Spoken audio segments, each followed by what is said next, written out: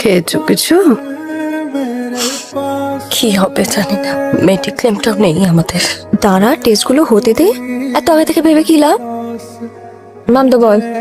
না রে, দাঁড়িয়ে আছে আমার কাছে। ঠিক আছে, আসছি। কি হয়েছে? মা ঠিক আছে তো? কাকিমা ঠিক আছে, আমাকে একটু ডাকছে, আমি আসছি। হ্যাঁ, যা, আমি দিয়ে দেবো। রৌদ্র, তোর কাছে যে 15,000 টাকাটা পাই, প্লিজ পাঠাতে পারবি? মা হসপিটালে ভর্তি, প্লিজ পাঠা তাড়াতাড়ি। শ্রুতিকে ডাকলি কেন রে? ওই সিটি স্ক্যানের সময় ভেতরে একজন মহিলাকে চাইছিল। আমি যাই? না দরকার নেই, গেছে তো। পিকলুও আছে বাইরে। Thank you. তুই আজকে না থাকলে ভাই একা খুব বিপদে পড়ে যেত। আমি আমার ডিউটি করেছি শুভ।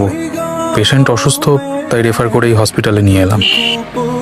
তোর অনেকগুলো টাকা খরচা হয়ে গেছে না? চিন্তা করিস না, আমি শ্রুতিকে বলছি, ও ব্যবস্থা করে দেবে তোকে। এগুলো নিয়ে কেন ভাবছিস এখন? তোকে তো গানটা রেকর্ড করতে হবে।